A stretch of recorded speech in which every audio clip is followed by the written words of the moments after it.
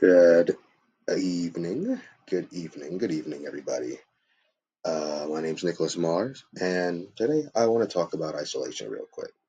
Now, I think a big fallacy that comes with that I falsely believe when it comes to isolating myself is that I gain some sort of security, and that's not always the case. I wouldn't say I'm an introvert or an extrovert. I think it's rather reductive to say that somebody can only be one of those two things at a given time.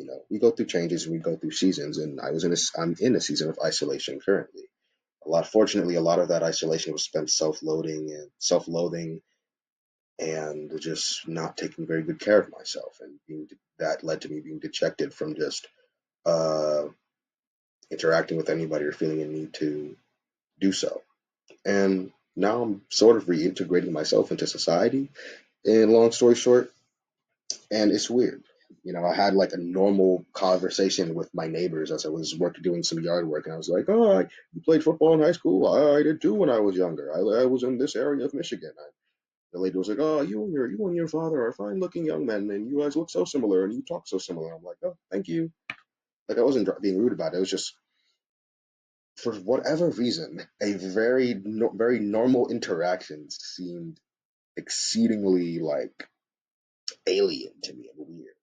It's a humbling thing, it's a humbling and comforting to know that everybody is just like you. Your insecurities, your emotions, the way in which you rationalize are not you're not going through anything alone, essentially, in a cosmic and general scheme.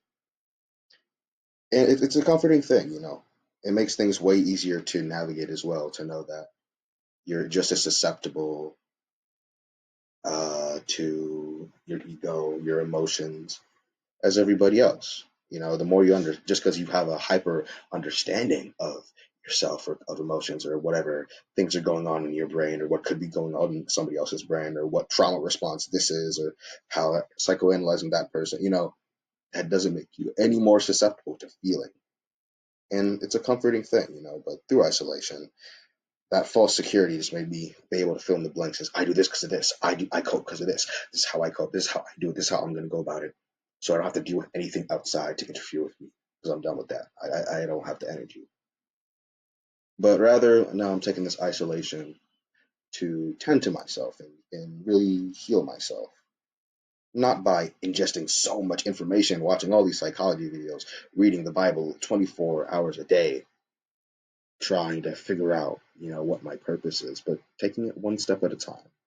It's the information action ratio. If you have all this information, all these blueprints, but you have no materials, what are you going to build? Nothing. You know. So slowly but surely, I'm integrating myself back into society. It's an interesting thing. Went to a little kickball game. It was more of like a barbecue. Had food. Some people at my youth group. It was a fun time, and it was normal. It was overwhelmingly normal. When you're by yourself for so long and you deject yourself from interacting with somebody for so long, having these normal experiences can feel scary, but that need for connection, that wants to be accepted, is something that everybody else feels. And as you acknowledge that, things will be easier to cope. To interactions will come easier for you, I think. Understanding other people than yourself will come easier for you, and you'll build that work-life balance. And I'm not going to say no time because this is delicate. Like I said, day by day by day. You're not going to fix your social life in a day by calling all your friends and family and saying this and this and this. You're not going to build muscle by going to the gym 18 hours a day for 3 weeks and expecting results right then and there. Day by day by day, we're building a house, rebuilding a house, new foundation, new walls, new sediment, new brick, so we can have true security instead of a fallacy. Because sometimes you do have to be on your own, but regardless of your circumstance or your season, you always should be preparing for the next season. You know, I don't want to get complacent. But at the same time, that fear of complacency shouldn't make me want to rush things. I'm a human too. Everybody else is human. I just gotta be human. Gotta be normal. Take it step by step, day by day. Sorry, stuttering a lot because the timer for Loom or whatever is so god awful. Second time recording this.